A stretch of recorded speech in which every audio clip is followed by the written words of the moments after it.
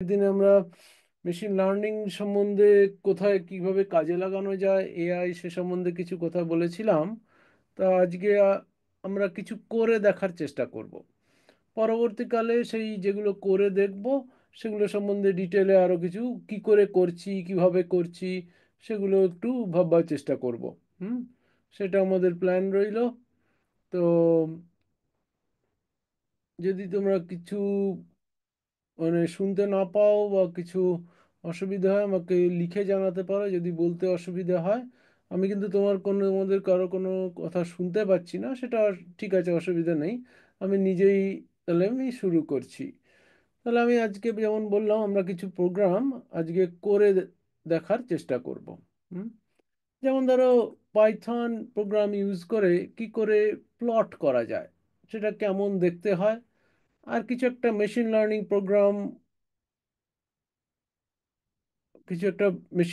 Programme, আমরা হাতে করেও দেখার চেষ্টা করব এখানে। তাহলে আমাদের এজেন্ডাটার মধ্যে দুটো জিনিস রইল।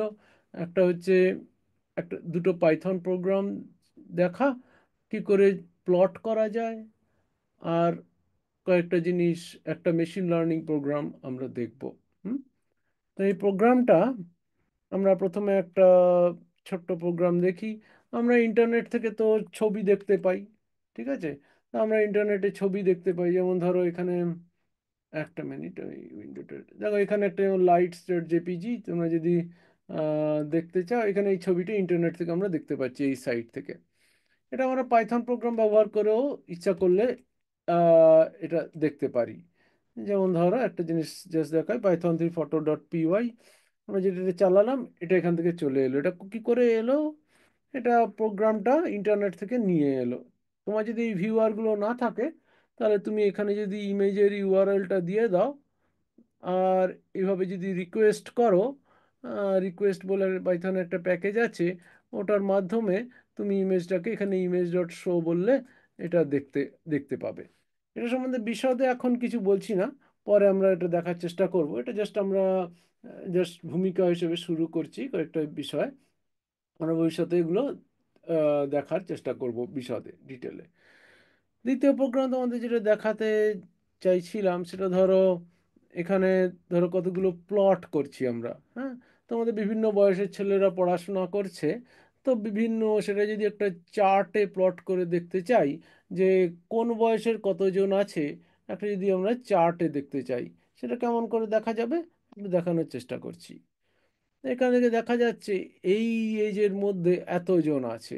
হুম, দ্বিতীয়, তুমি যদি একই জিনিস এই পাই চার্টে দেখতে পাই, তাহলে দেখা যাবে তোমাদের এখানে 14 বছর বয়স, এটা একটা ফিক্সড ডেটা নিয়ে আমরা করছি, 14 বছর বয়স এত পার্সেন্টেজ ছেলে আছে, 16 বছর বয়স 23.5, 15 বছর বয়স 35.3।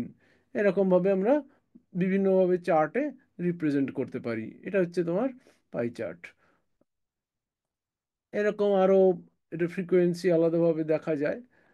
এইভাবে তোমরা ইচ্ছা করলে, তাহলে আমরা যেটা দুটো জিনিস এখন দেখার চেষ্টা করলাম, সেটা হচ্ছে যে আমরা প্লট, বিভিন্ন চার্ট যেগুলো আমরা ইন্টারনেটে দেখতে পাই, যেগুলোর মাধ্যমে ডেটা যেটা আছে সেটা সহজভাবে ভালোভাবে বোঝা যায়, সেটা কি করে দেখা যাবে সেটা আরেকবার দেখার চেষ্টা করলাম। মানে কিভাবে বোঝা যায়, মানে কেউ যদি মুখে বলে আমাদের 14 বছরের কতগুলো ছেলে আছে, তো এটা কত পার্সেন্ট, সেটা হয়তো সহজে বোঝা যাবে না, মুখে একটা সংখ্যা বললে বোঝা যাবে না। কিন্তু এইভাবে যদি আমি ভাগ করে এখানে দেখাতে পারি, তাহলে আমি আলাদা করে এটা পরিষ্কারভাবে বুঝতে পারি। কাজেই আমার প্রোগ্রামকে যদি আমি এই এক্স্যাক্ট সংখ্যাগুলো দিয়ে দিই, কতজন কত বয়সের আছে, ও কিন্তু আমাকে এই এই প্লটটা করে চার্ট এঁকে দেখিয়ে দিতে পারে। তোমরা যদি প্রোগ্রাম লেখা শুরু করো, তাহলে তোমরাও এই কাজগুলো করতে পারবে। তোমাদের বয়সে কীরকম কত ছেলে, কি তোমাদের কোনো এলাকায় কত বয়সের কতজন ব্যক্তি থাকেন, সেরকম ইচ্ছা করলে তোমরা এরকম প্লট করার সুযোগ পাবে। প্লটটা কি করে করে তার মধ্যে বিশদে কিছু যাচ্ছি না, ভবিষ্যতে কোনোদিন দেখবো। আমরা এখন জাস্ট কতগুলো জিনিস দেখাচ্ছি। জাস্ট একবার জিনিসটা খুলবো। আহ, তোমরা এখানে যদি দেখো, এখানে স্টুডেন্টদের বয়সগুলো এখানের মধ্যে দেওয়া আছে। এই বয়সগুলো একে একে বলে পাইথনের কালেকশন।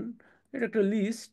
এই লিস্টের মধ্যে যদি সমস্ত দিয়ে দিই, আর যদি একটা প্যাকেজ আছে বলে ম্যাটপ্লটলিব, ওটাকে যদি আমি ডাকি, কল করি, তাহলে এক একটা চার্ট এক এক জায়গায়, এটাকে বলে পাই চার্ট। আমরা পাই চার্ট দেখতে পেলাম, ভাগ করে করে দেখালো।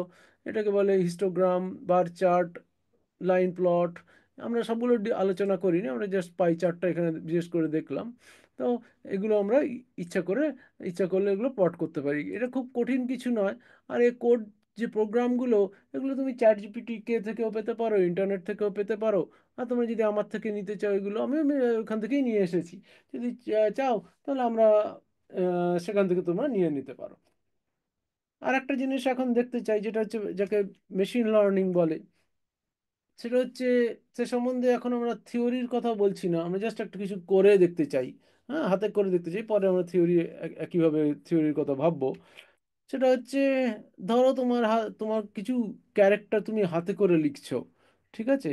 তো হাতে করে ধরো তুমি কিছু লিখেছো, সেই হাতে করে লেখা ক্যারেক্টার তুমি কি করে, তোমার মেশিন কি বুঝতে পারবে? সেইটা যদি আমরা দেখতে চাই, মেশিন কি করে বুঝতে পারে, তো সে ব্যাপারে একটা প্রোগ্রাম আমি চালিয়ে দেখাচ্ছি।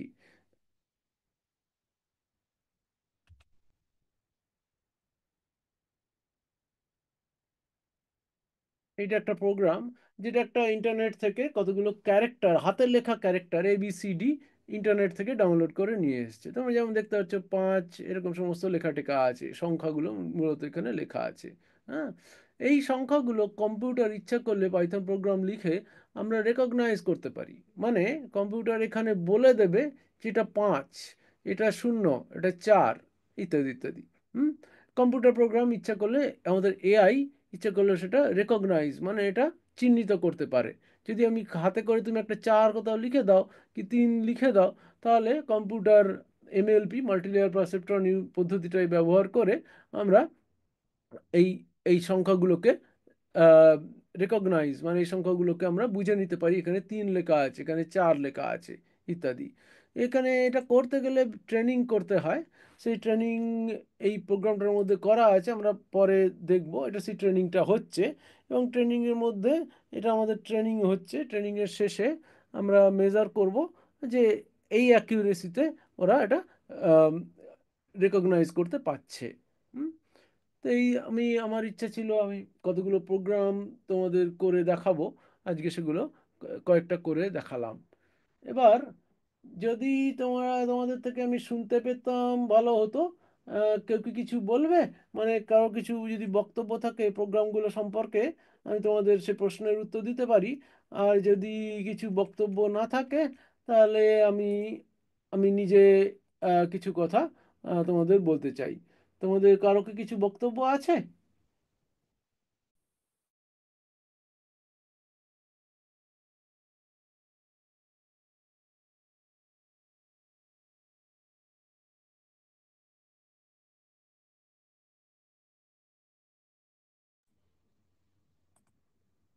আশা করি তোমরা শুনতে পাচ্ছ। আশা করি তোমাদের যদি কিছু কারোর বক্তব্য থাকে আমাকে বলতে পারো, আর নাহলে আমরা এগোতে থাকি।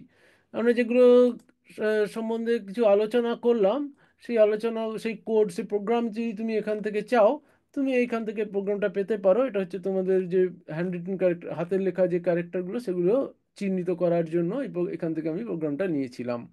আর বাকি যেগুলো তোমার এখান থেকে যে ড্র করার যে প্রোগ্রামগুলো, চার্টগুলো, আমরা এখান থেকে চ্যাট জিপিটি থেকে নিয়েছি, তোমরা পেতে পারো।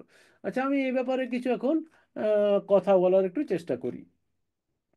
আমরা এর যে প্রোগ্রামিং ল্যাঙ্গুয়েজ এগুলো করছি, তো সেটা হচ্ছে পাইথন। তোমরা নিশ্চয়ই সেটা ব্যবহার করছো। তোমরা নিশ্চয়ই সেটা ব্যবহার করছো। আহ, আমরা সে সম্বন্ধে এটা কি করে করছি, কয়েকটা কথা এখানে বলি। হুম, প্রথমত, আমরা যখন কিছু ইউজ করতে চাই, আমরা এই চার্টের জন্য, কিংবা এই তোমার ধরো এই হাতের লেখা ক্যারেক্টারগুলোকে রেকগনাইজ করার জন্য আমরা কতগুলো প্যাকেজ ইউজ করি। প্যাকেজটা কি? ধরো একটা কতগুলো জিনিসের সমষ্টি, সেটা সেটা আমরা ইউজ করতে পারি। সেই প্যাকেজ যেটা ইউজ করি সেটার নাম হচ্ছে, আঁকার জন্য এখানে আমরা যেটা ইউজ করছি তার নাম হচ্ছে ম্যাট প্লট লিব। সেটা আমাদের এখানে একটা চার্ট প্লট করতে সাহায্য করে। এই প্লট করার মধ্যে সেরকমভাবে আর্টিফিশিয়াল ইন্টেলিজেন্স যুক্ত নয়, কিন্তু আর্টিফিশিয়াল ইন্টেলিজেন্সের রেজাল্টগুলোকে যদি আমরা দেখার চেষ্টা করি, সেক্ষেত্রে আমাদের এই ম্যাট প্লট লিবটা আমাদের সাহায্য করবে। কিংবা একটা জাস্ট কোনো ডেটা যেটা আর্টিফিশিয়াল ইন্টেলিজেন্স ব্যবহার না করেও কোনো রেজাল্ট যদি আর্টিফিশিয়াল ইন্টেলিজেন্স থেকে আসে সেটা ঠিক আছে, কোনো প্রোগ্রামের ফল। কিন্তু তাছাড়াও যদি জাস্ট একটা যে ডেটা আমার কাছে আছে, আমাদের ক্লাসের বিভিন্ন স্টুডেন্টের কত বয়স, সেটা যদি জাস্ট ডেটাটা থাকে, সেটাও আমরা জাস্ট আর্টিফিশিয়াল ইন্টেলিজেন্স ছাড়াও জাস্ট এই ম্যাটপ্লটলি ব্যবহার করে আমরা দেখতে পাই। আচ্ছা, বাকি যে প্রোগ্রামটার কথা এখন বললাম, যেটা মাল্টি লেয়ার পারসেপ্টর, যেটা ইউজ করে আমরা হাতে লেখা ক্যারেক্টারগুলো চিহ্নিত করতে পারি, মানে হাতে যদি লিখি 4 কি 2, এটা 4 লিখলাম না 2 লিখলাম, সেটার জন্য যে প্যাকেজ বা যে যে প্যাকেজটা আমরা ব্যবহার করে থাকি, সেটা হচ্ছে এখানে আমি যেটা ব্যবহার করলাম তার নাম হচ্ছে টেনসর ফ্লো। ঠিক আছে, সেই টেনসর ফ্লো প্যাকেজটা আমাদের এটা করে দেয়। এবার এইটার সম্বন্ধে আমরা কিছু কথা এখানে বলার চেষ্টা করি। টেনসর ফ্লো না, আমরা হাতে লেখা ক্যারেক্টার যেভাবে রেকগনাইজ করার চেষ্টা করছি, সে ব্যাপারে কিছু কথা আমরা বলতে থাকি, ভাববো। আমরা যখন কৃত্রিম বুদ্ধিমত্তাকে ব্যবহার করি, আমাদের এখানে মূলত দু রকমের ব্যবহার আমরা চোখে দেখি। একটা হচ্ছে সুপারভাইজড বলে, একটাকে বলে আনসুপারভাইজড। এগুলো সব শব্দ, তার মধ্যে বিশেষ কিছু নেই, আমরা আস্তে আস্তে ছোট ছোট করে দেখব। সুপারভাইজড মানে একটা মেশিনকে বলে শিখিয়ে দেওয়া হয়েছে এই বস্তুটার নাম হচ্ছে, এই লোকটা হচ্ছে, এটা একটা লোক লোক এটা হচ্ছে একটা মোবাইল ফোন। একে লেবেল করে করে শিখিয়ে দেওয়া হয়েছে। হুম, সুপারভাইজড মানে সেরকম। তাহলে একে শিখিয়ে দেওয়া হয়েছে মোবাইল ফোন কেমন দেখতে, এরকম দেখতে। ওকে শিখিয়ে দেওয়া হয়েছে একটা লোক কেমন দেখতে, এরকম দেখতে। একটা রিমোট কেমন দেখতে, এরকম দেখতে। ওকে শিখিয়ে দেওয়া হয়েছে। আর তারপর যদি অন্য একজন লোককে এখানে নিয়ে আসা হয়, সে তাহলে সেই লোক, সেই ব্যক্তিকে একজন লোক হিসেবেই চিহ্নিত করবে, একটা মোবাইল হিসেবে নয়, একটা পেন হিসেবে নয়, কিংবা একটা রিমোট হিসেবে নয়। তাকে যদি একটা অন্য মোবাইল এনে দেখানো হয়, তাহলে সেই বস্তুটাকে সে মোবাইল হিসেবে চিহ্নিত করবে, একটা লোক হিসেবে নয়। তাহলে এখানে কি করা হলো, এখানে একটা প্রত্যেক বস্তুকে বা ব্যক্তিকে এক এক করে লেবেল করে দেওয়া গেল। লেবেল করে দিয়ে বলা গেল এটা হচ্ছে একটা লোক, এটা হচ্ছে একটা মোবাইল, এটা হচ্ছে একটা রিমোট। যখন তাকে বলে দেওয়া গেল, তখন সে কিছু শিখে নিল।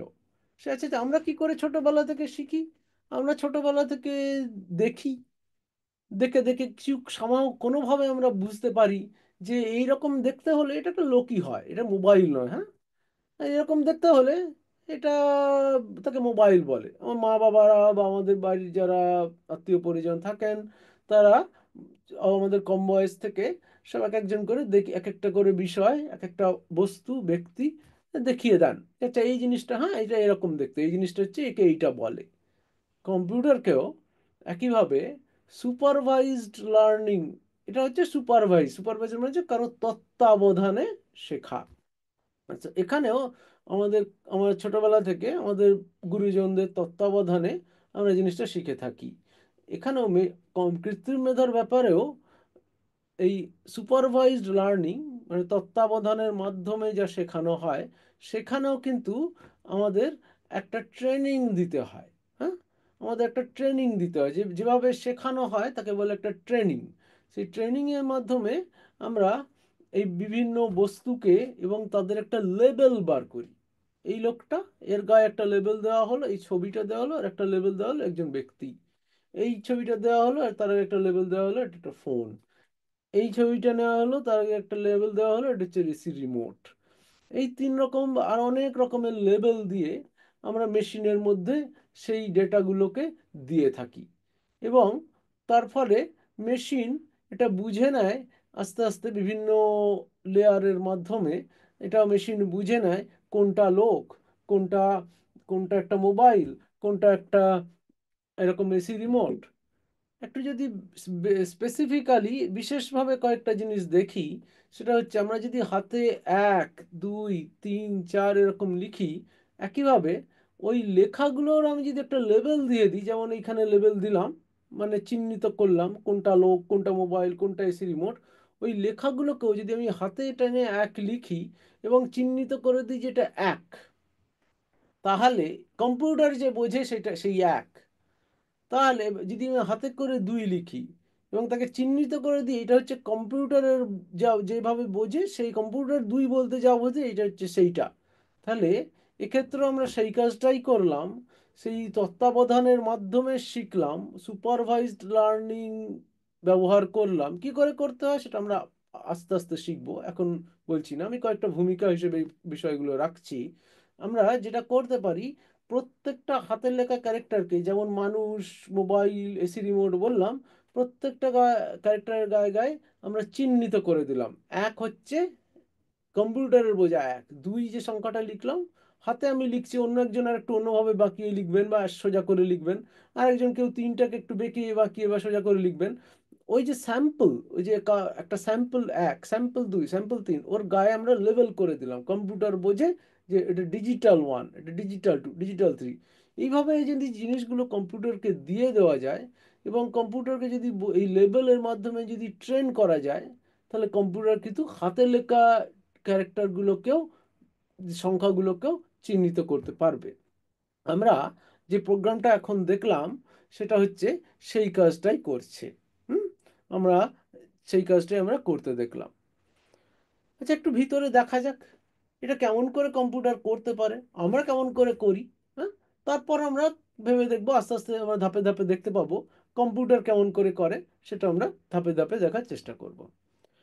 আমরা এখন একটা বিশেষ ধরনের কৃত্রিম মেধার পদ্ধতির কথা ভাবছি, যাকে বলে সুপারভাইজড লার্নিং, মানে তত্ত্বাবধানের মাধ্যমে সেটা শেখা হচ্ছে। আমাদের ছোটবেলা থেকে যেমন আমাদের গুরুজনরা শিখিয়ে দেন সেভাবেই শেখা হচ্ছে।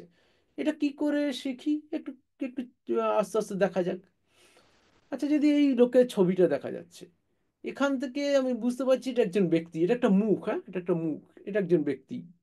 কি করে দেখছি? আচ্ছা, যদি আমাকে এই কপালের এই জায়গাটা দিয়ে দেওয়া হয়, তাহলে কি আমরা একটা লোকটাকে চিনতে পারি? হয়তো পারবো কিংবা পারবো না, কারণ প্রত্যেকেরই কপাল 1। দ্বিতীয় কথা হচ্ছে, আচ্ছা আচ্ছা, কপালটা হয়তো আমার মোবাইলের থেকে আলাদা, কিন্তু কপালের রঙে যদি এরকম একটা অন্য কোনো বস্তু রেখে দিই, তাহলে আমরা হয়তো লোকটাকে শুধু কপালটা দেখে বোধহয় বুঝতে পারবো না, এই কপাল, ফোরহেড, এটা দেখে বোধহয় বুঝতে পারবো না। তাহলে আমরা যখন একটা কোনো বিষয় বা একটা কোনো ব্যক্তি বা কোনো বস্তুকে যখন বুঝি, তখন আমরা কি করে বুঝি? আমরা দেখি এই এজগুলো, হ্যাঁ, এই কপালের নিচে আইব্রো আছে, ভুরু, এর একটা এখানে একটা এজ আছে, হ্যাঁ, এই ধার। তাহলে এখানে এক রকমের রং আর এখানে এক রকমের রং। এখানে, তারপর এখানে চোখ আছে, এখানে আবার অন্য এক রকমের রং। এই যে এজগুলো, এটাকে এজ বলছি, হ্যাঁ, এই একটা রং আর এখানে একটা রং, এই দুটো রঙের মাঝখানে একটা অন্য রঙের দাগ আছে। সে একইভাবে মুখ, নাক, চোখ, সমস্ত অঙ্গ, সমস্ত অংশের ক্ষেত্রেই আমাদের একটা করে এজ আছে, হ্যাঁ, একটা এজ, এটা একটা এজ। যেখানে আমার কপাল শেষ হলো, আইব্রো শুরু হলো, সেখানে একটা এজ আছে, এইটা হচ্ছে এজ।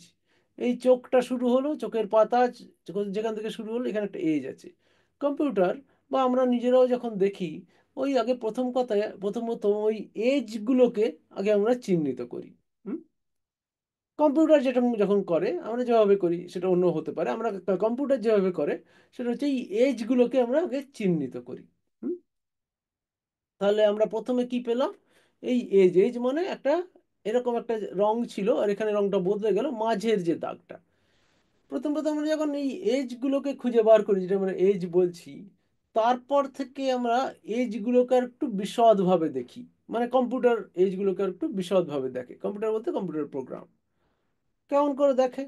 আচ্ছা, যদি দেখা যায় এইখান থেকে এরকম একটা জিনিস এসেছে আর এর মধ্যে এই রকম শেপের একটা কিছু আছে, তাহলে কম্পিউটার এজগুলো দেখার পর আগে শেপগুলোকে দেখার চেষ্টা করে, আকারগুলোকে।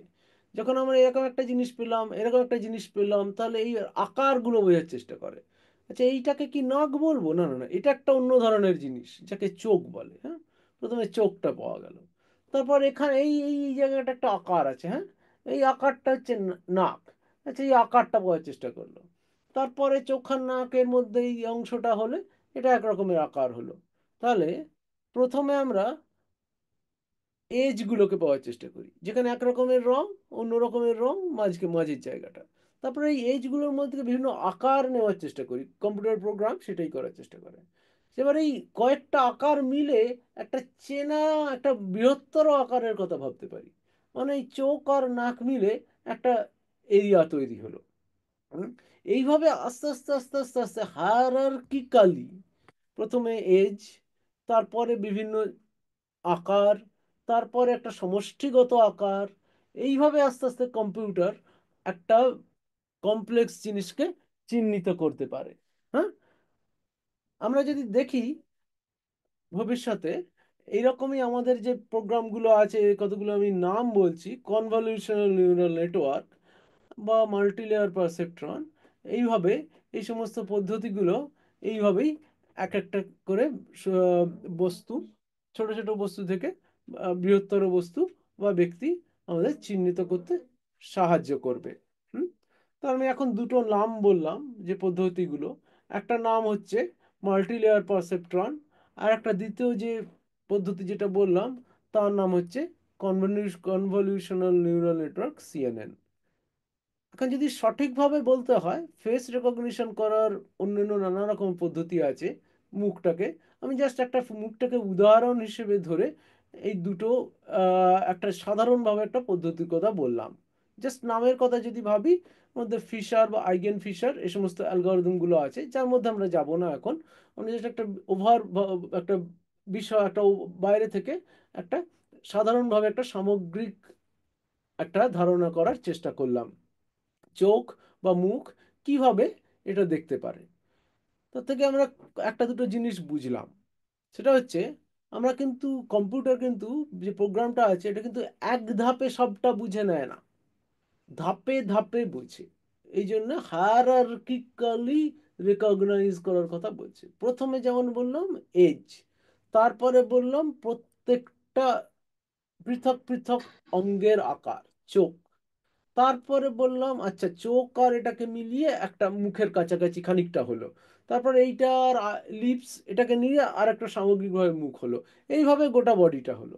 তার মানে আমরা যেটা এখন বলার চেষ্টা করলাম সেটা হচ্ছে, একটা প্রথমেই এই সামগ্রিক ধারণাটা, ব্যক্তির ধারণাটা আসছে না।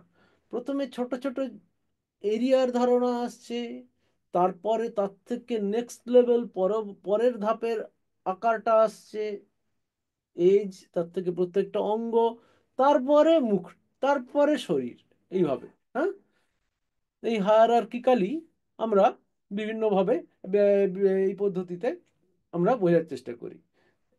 এবার যদি এই হায়ারার্কিক্যালি এই স্টেজগুলোর কথা এক একটা নাম হিসেবে দিতে চাই, তাহলে আমাদের কনভলিউশনাল নিউরাল নেটওয়ার্ক আছে, তার মধ্যে সিএনএন, নেটে যদি সার্চ করো পেতে পারো, এখনো সার্চ করলে পেতে পারো সিএনএন। ওখানে এই এক একটা ধাপকে বলে এক একটা লেয়ার। আর এই যে এক একটা অঙ্গ প্রত্যঙ্গ বার করছি, এই যে এক একটা অঙ্গ প্রত্যঙ্গ বার করছি, প্রথমে বললাম এইজগুলো বার করব, তারপর একটা অঙ্গ প্রত্যঙ্গ বার করব, তারপর সমষ্টিগতভাবে অঙ্গ প্রত্যঙ্গ বার করব। এটাকে ওরা একটা, এটা একটা টেমপ্লেটের মতো। হ্যাঁ, এটা একটা জাস্ট, এটার একটা নাম দিয়েছে, এটাকে বলে, কেউ কেউ বলে কার্নেল, কেউ কেউ বলে ফিল্টার, এরকম নাম আছে সমস্ত। হ্যাঁ, তার মানে দুটো একটা নামের সাথে আমার পরিচয় হবে, পরিচিতি করার চেষ্টা করি। সেটা হচ্ছে, প্রথমে বললাম লেয়ার। লেয়ার মানে হায়ারার্কিক্যালি দেখার একটা লেভেল অফ হায়ারার্কি। প্রথমে এজ, তারপরে চোখ, নাক, তারপরে সমষ্টিগতভাবে মুখ, তিনটে হায়ারার্কি কথা এখানে ভাবলাম। সেটাকে প্রত্যেকটা লেয়ার বলছে। হ্যাঁ, এবার প্রত্যেকটা লেয়ারের মধ্যে আমরা অঙ্গ প্রত্যঙ্গগুলো বার করছি, সেটাকে যেভাবে বার করে, যেটা ইউজ করে ব্যবহার করে বার করে, সেটাকে বলে কার্নেল বা ফিল্টার। এইরকম বিভিন্ন টার্মিনোলজি আমাদের আছে, সেটা ইউজ করে আমরা ছোট ছোট জিনিস শিখতে পারি। তো আজকে আমরা এখনো পর্যন্ত কয়েকটা স্পেসিফিক জিনিস দেখার চেষ্টা করলাম, দু একটা প্রোগ্রাম আমরা ডেমো করলাম। হ্যাঁ, এবার যদি কোনো, এখনো পর্যন্ত যা বললাম এর মধ্যে যদি কোনো প্রশ্ন থাকে তোমরা আমাকে প্রশ্ন করতে পারো। যদি কোনো প্রশ্ন এখানে লিখে দেওয়া থাকে, তুমি যদি আমাকে এখানে লিখে পাঠাও, সেটাও আমি আহ, জানতে পারি। আর যদি লেখা সম্ভব না হয়, ভবিষ্যতে কমিউনিকেট করতে চাও, তাহলে আগের দিনে লিখেছিলাম, আজকেও একবার লিখে দিই। এইটা আমার ইমেল অ্যাড্রেস। এই ইমেল অ্যাড্রেসে তুমি আমাকে কন্ট্যাক্ট করতে পারো। হুম, যদি যে যে কথা বললাম তার মধ্যে যদি কিছু শোনা না গিয়ে থাকে বা বোঝা না গিয়ে থাকে, তাহলে তুমি আমাকে এই ইমেল অ্যাড্রেসে কন্ট্যাক্ট করতে পারো। আমার ইমেল অ্যাড্রেসটা আমি এখানে লিখে দিলাম। এই কৃত্রিম মেধার ব্যাপারে ইমেল অ্যাড্রেসটা হচ্ছে dchampok.rkmveri@gmail.com। তুমি ইচ্ছা করলে এখানে আমাকে আমার সাথে যোগাযোগ করতে পারো। আর যদি মনে হয় ইমেলে যোগাযোগ করা অসুবিধা আছে, তুমি আমাকে সরাসরি জিজ্ঞেস করতে চাও, তাহলে আমি আমার নম্বরটাও লিখে দিচ্ছি। তুমি ইচ্ছা করলে এই নম্বর বা এই ইমেল অ্যাড্রেসে যোগাযোগ করতে পারো। বিশদে বলার সুযোগ নাই, কারণ আমি মানে মানে শুনতে তো পাচ্ছি না তোমরা, বোঝা যাচ্ছে কিনা সেটা বিশদে বলছি না। কতগুলো সামগ্রিকভাবে একটা দুটো পদ্ধতি দেখার চেষ্টা করলাম, আর দু একটা প্রোগ্রাম আমরা আজকে চালালাম।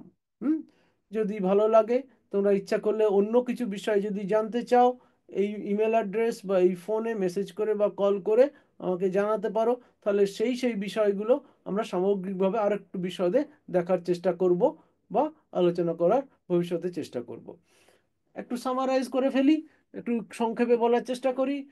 আগের ক্লাসে আমরা দেখেছিলাম কৃত্রিম মেধাকে কি করে ব্যবহার করা যায়, তার কতগুলো প্রয়োগ বিধি আমরা দেখার চেষ্টা করেছিলাম। কোন কোন জায়গায় কৃত্রিম মেধা ব্যবহার হতে পারে, কোন কোন জায়গায় কাজে লাগতে পারে। যেমন আমরা বলেছিলাম যে আমি ইচ্ছা করলে, আগেকার কালে আমাদের যে মুদির দোকান ছিল, ইচ্ছা করলে আমরা সেই মুদির দোকানকে কৃত্রিম মেধায় নিয়ে আসতে পারি। আমাদের ইচ্ছা করলে আমাদের ফেসটাকে আমরা রেকগনাইজ করতে পারি। ও মুখ দেখলে, আমি যদি একটা স্ক্রিনের সামনে চলে আসি, ও মুখ দেখলেই চিনে নিতে পারে, ও আচ্ছা আচ্ছা এই লোকটা সেই লোকটা। হ্যাঁ, তারপর চিনে নেওয়ার পরে তাহলে ইচ্ছা করলে ও আমাকে চিনে নিলে তারপর আহ, আমার পেমেন্ট হতে পারে। তুমি যদি এবার কল্পনা করো অ্যাটেন্ডেন্স সিস্টেম তোমাদের যা আছে, মুখ দেখলেই যদি লোকটাকে চিনে নেওয়া যায়, তাহলে অ্যাটেন্ডেন্স সিস্টেম তোমাদের মুখ দেখেই হয়ে যেতে পারে। হ্যাঁ, কোনো মুদির দোকানে কাউকে চিনতে হলে চিনলো, এবং চেনার পর বললো তো কোনো অটোমেটেড কোনো কেনা বেচার ব্যবস্থা হতে পারে, লোকটাকে রেকগনাইজ করে সেটা হতে পারে। তো আজকে আমরা দেখার চেষ্টা করলাম কৃত্রিম মেধার মাধ্যমে, ওই যে আগে আমরা যে যে সমস্ত জায়গায় এটা প্রয়োগ করা যায় সে ব্যাপারে কথা বলেছিলাম। এখন আমরা দেখার চেষ্টা করলাম একটা উদাহরণ নিয়ে, কি করে ও হাতে লেখা, যে মুখের ব্যাপারে আমরা যে কথা বলিনি, কিন্তু হাতে লেখা ক্যারেক্টারও কি করে রেকগনাইজ করতে পারে। আরও একটা দুটো প্রোগ্রাম আজকে আমরা দেখতে চাইলাম, যে কি করে ও প্লট করতে পারে, কি করে ও প্লট করতে পারে। তাহলে আমি এখন এখানেই রাখছি। যদি কোনো প্রশ্ন থাকে আমাকে এই এখানে এই ইমেল অ্যাড্রেস বা নাম্বারে তোমরা আমাদেরকে আমার সাথে যোগাযোগ করতে পারো।